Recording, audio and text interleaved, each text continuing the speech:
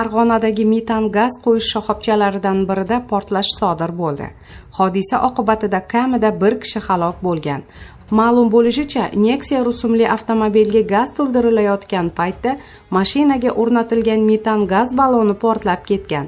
Hodisa oqibatida halok bo'lgan kishi shoxobcha xodimi bo'lgani yoki avtomobil haydovchisimi aniqlik kiritilmagan. Boshqa halok bo'lganlar yoki jarohat olganlar haqida ma'lumot berilmagan. Eslatib o'tamiz, bu Farg'onada ushbu oyda ro'y bergan birinchi hodisa emas.